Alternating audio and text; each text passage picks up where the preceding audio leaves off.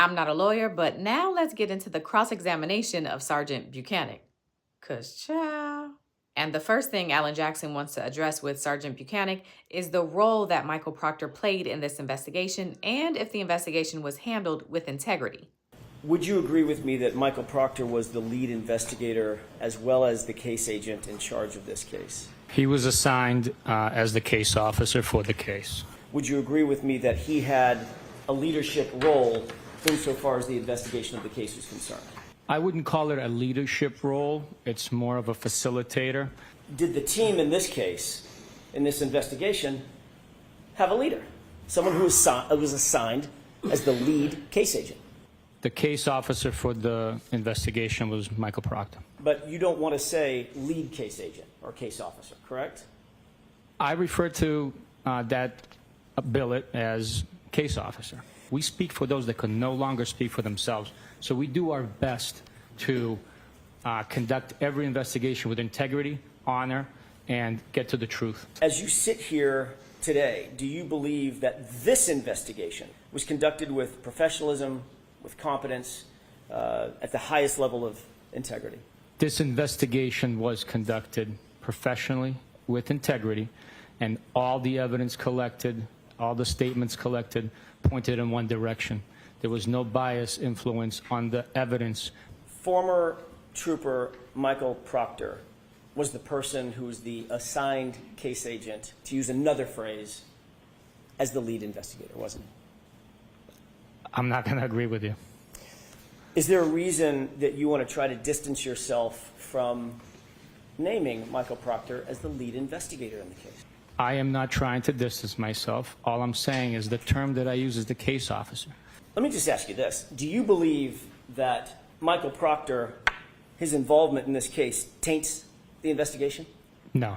The investigation was done with honor, integrity, and all the evidence pointed in one direction only. Honor and integrity by Michael Proctor?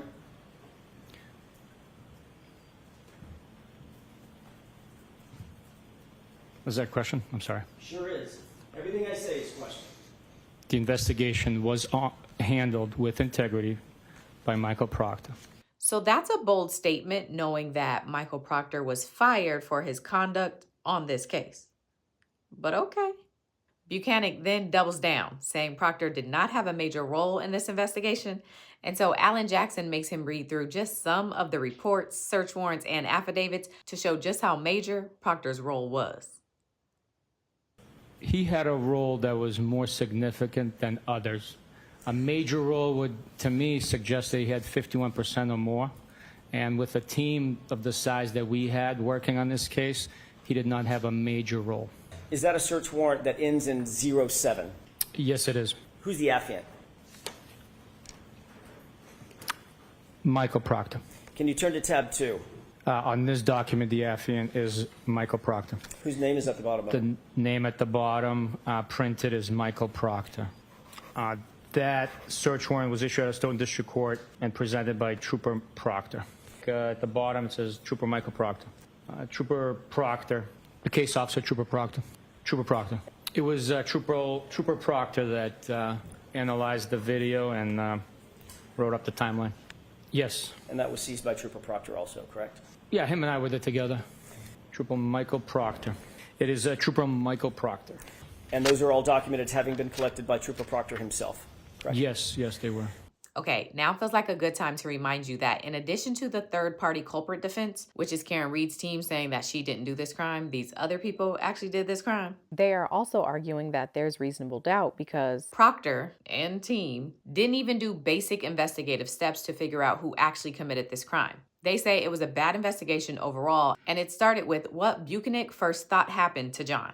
At 10:41 a.m., you called the medical examiner's office to inform them that Mr. O'Keefe, quote, was struck in the face with a cocktail glass, or at least appeared to be, correct?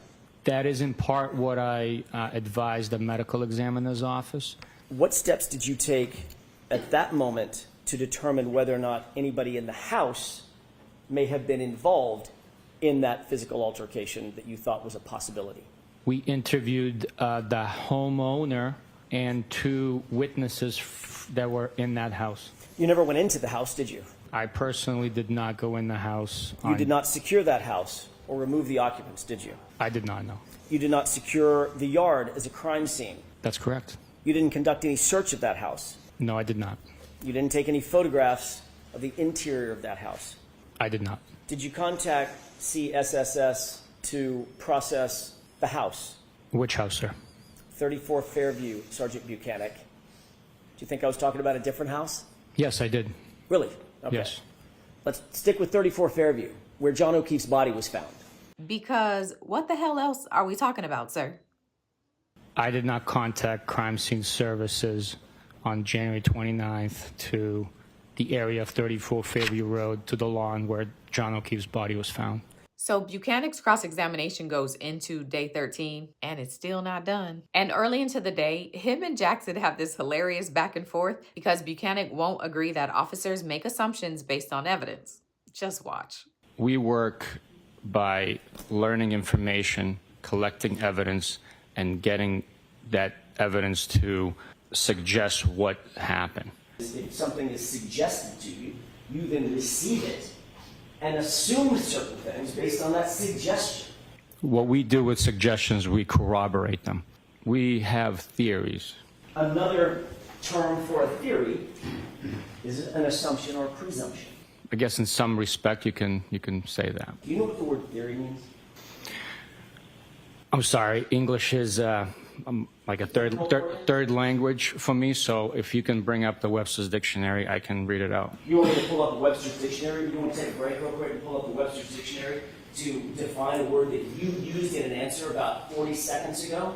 We're working off of a theory, quote unquote. You said it, not me. You want me to go get a dictionary so we can figure out for the jurors what that word means? Objection. All right, sustained. Let's move along, please. I hate everything about this case. Now, in continuing with the idea that this investigation was done poorly, Alan Jackson highlights that some of the tail light evidence that was found in front of 34 Fairview wasn't even photographed. And there's no real description of where exactly the pieces were found on the lawn. The records just say 34 Fairview. You would agree with me, Sergeant Bukhenik, that if your theory was that there was an impact, the site of that impact would be incredibly important, correct? Very important, yes. And on February 10th, you went out to the scene, found 6 pieces of black, clear, and red plastic material, and 14 pieces of glass material and some other plastic material as well. You didn't photograph it? Is that No, right? I did not. You didn't think it was necessary to call out a forensic photographer to photograph and photo document where these items were found. Is that right? That's right. Can you show us a report that memorializes where you supposedly recovered these items? Yes, the report you showed me, number 83, documents that they were all recovered at 34 Fairview Road. But is there a report that describes exactly where on the property at 34 Fairview or off the property at 34 Fairview these 20 items were found?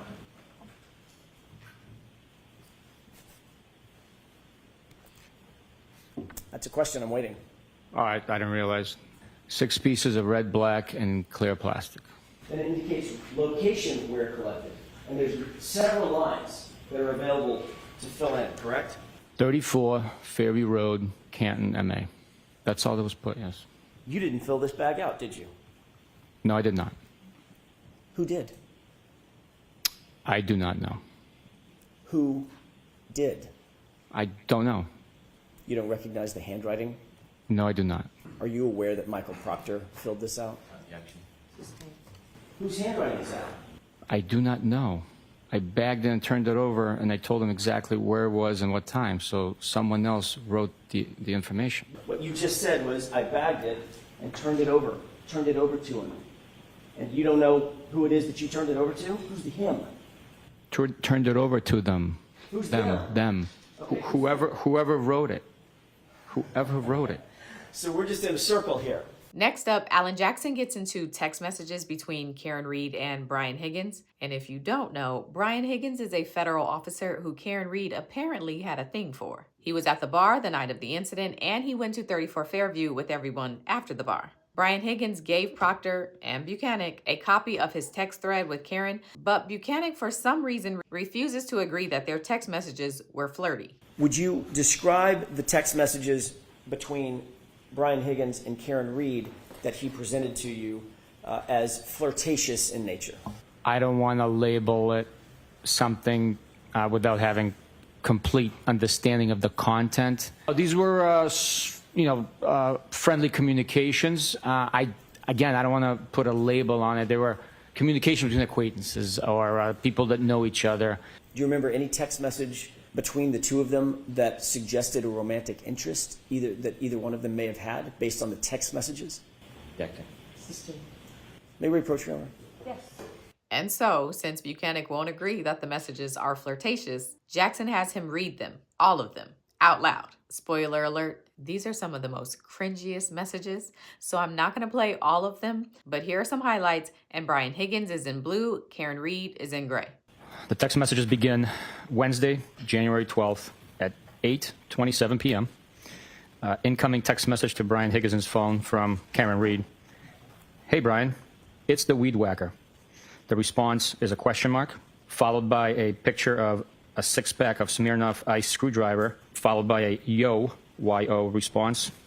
Sunday, January 16th, 12:59 a.m. You're nuts. Foul ball.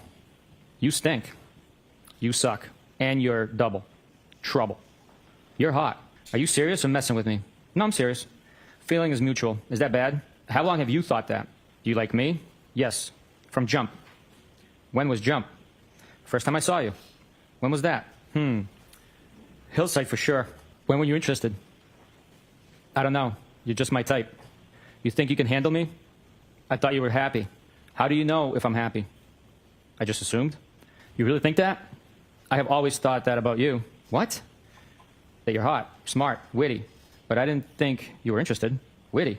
Yeah, meaning quick with a response. Tell me why you got my number and reached out to me. Just thought we were the same, from the same neighborhood.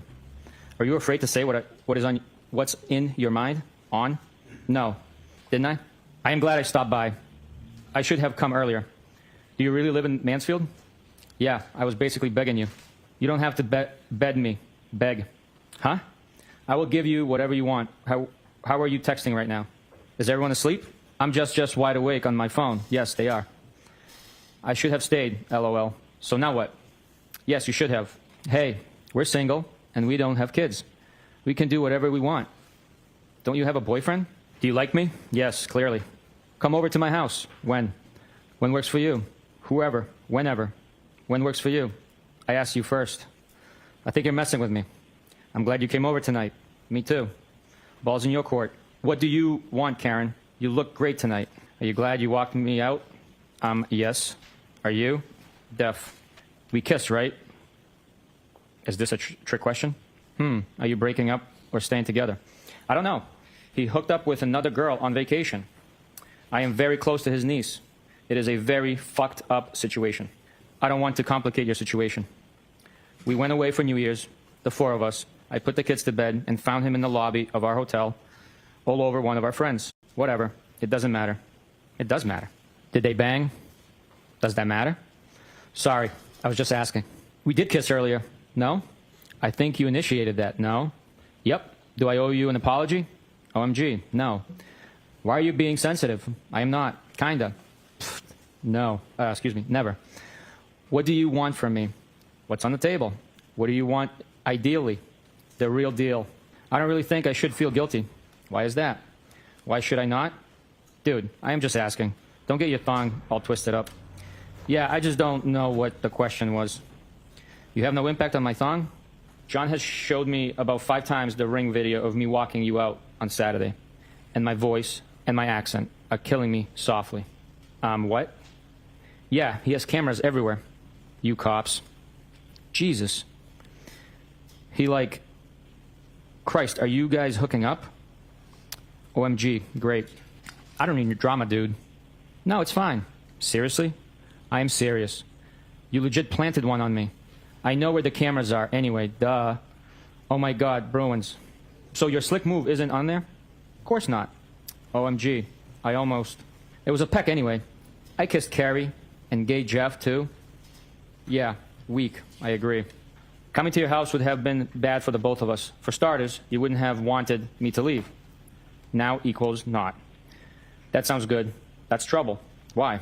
Because you because you would have made me stay, locked me in your room. No, I wouldn't have. Haha, you wish. You don't think if I came over for a drink, we would have got carried away? You said you were adaptable and tons of fun. I took that as an invite for an invite. Oh, okay. I'm 42. I know what happens when you invite someone for a drink. You're the master of avoidance. So you think I would just give it to you? Give yo to you? Give it up. I've been a lot in my life. I have a little bit of a carpe diem mindset. Been through. I'm pretty sure we would have hooked up. Okay, I can't say that. Of course you can. Did I miss any other questions, sir? Probably. Are you having a drink right now? Yeah, on my second. You make some valid points. No shit, Sherlock. Come on, I'm funny. Sit on that and spin. See? Now you have to go below the belt. Love it there. Do you wear belts? Only once in a while. Okay. When I go into the office. Okay. Rando. Haha. Sunday, January 23rd, 9:40 p.m. Phone works. Thought you were all set. With talking? No. You sure? Friday, 11:32 p.m. Well, Saturday, 11:54 a.m.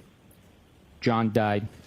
I'm going to ask you the same question again. Would you consider those text messages as you reviewed them when you received them from Brian Higgins as being flirtatious or romantic in nature? I would not categorize them to that extent. There are terms that I used. You're hot, witty, stuff like that. You know, talking about banging and hooking up. What word would you use to describe them if not flirtatious? The totality of the conversation? Sure. Let's start there. My opinion is that it's a angry girlfriend trying to set up a hookup to hurt John. My opinion is that she's trying to get revenge. What Alan Jackson highlights next is that the last back and forth text conversation between Karen Reed and Brian Higgins was on January 23rd. The next text was on January 28th around 11:30 p.m., which is during the time that they were all at the bar. Higgins texts Karen, well, but she doesn't respond. So between January 23rd and January 28th, would you describe Ms. Reed's side of the conversation as having ghosted Mr. Higgins? One could read into that in that manner, yeah. So the night winds down, and everyone agrees to go to 34 Fairview to keep hanging out. And now Brian Higgins sends a text to John O'Keefe. Brian Higgins at 12:20 a.m. texting Mr. O'Keefe, "You coming here?" with 3 question marks, correct?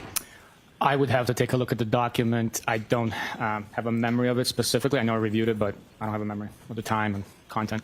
He's not going to agree, but the answer is yes. Brian Higgins texts that to John O'Keefe. Then there was a bit of a moment in the trial. If you remember this footage, it's of Karen Reed leaving John's house around 5 a.m. after she realized that he wasn't home. And for the sake of timeline, let me just remind you that Karen dropped John O'Keefe off at 34 Fairview around 12:30 a.m. She then drove to John's house to sleep and then woke up around 5 a.m. and realized that he wasn't home. At 5:07, she pulls out of John's driveway in her car and heads to Jen McCabe's house. And this is when Karen's team says that she cracked her taillight.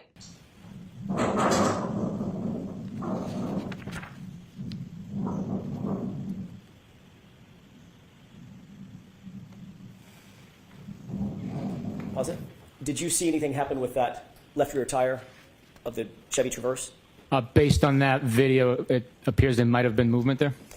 Last year, you indicated that you observed the vehicle, Ms. Reed's vehicle, come near Mr. O'Keefe's car. Having seen this, do you still believe that the SUV came near the Chevy Traverse, or do you believe it struck the Chevy Traverse? With the clarity of that video, there is a lot of movement in the shot. Not with great certainty. It appeared that there was movement of the tire, but I cannot say with 100% certainty there was movement. Logically speaking, the two vehicles had to have come into contact for the tire to move. It appears from the video it's the right rear area of the Lexus SUV that comes into contact with the Traverse. All right, final set of clips. The defense's theory is that John had some sort of physical altercation with Brian Higgins and Brian Albert, and then he was attacked by Brian Albert's dog named Chloe. That dog has since been rehomed, but the defense says everything about this rehoming seems sketch. Thank you, Sergeant. I want to change gears again, if I could, and ask you about a dog. You're aware that the dog. You're aware that the Alberts, Nicole Albert, Brian Albert, had a dog that they named Chloe. I did not get any veterinary records from the Albert family. The veterinary records were with the vet that's caring for the dog and also owns the dog now. The new owners renamed the dog, yes. Cora? That's correct. Yes. And the new owners did not get that dog from Brian and Nicole Albert, did they? No, they did not. Do those appear to be the veterinary records that you gathered related to this animal? Yes, it does. Do any of those records, any of the veterinary records, the 4 pages that you're holding, even include the name Cora or the name of the new owner? I browsed through it, and no, it does not appear that Cora or the new owner are included in any of these 4 pages. You don't have any transfer records for Chloe, correct? All the records that are provided by the owner. I'm going to go through a series of questions, Sergeant. If you can answer it yes or no, that might make it go a little faster. You don't have any transfer records, correct? I don't know what a transfer record would look like, so the I answer can't. is no. I don't know. Okay. You don't have any rehoming records. I don't know. You don't have any purchase records. I don't know. The only records you do have are those 4 pages of veterinary records that don't have the name Cora and don't have the new owner's name. That's correct. All right, that's the recap. Alan Jackson is not done with his cross-examination of Sergeant Bukhenik, so I imagine there'll be even more spice.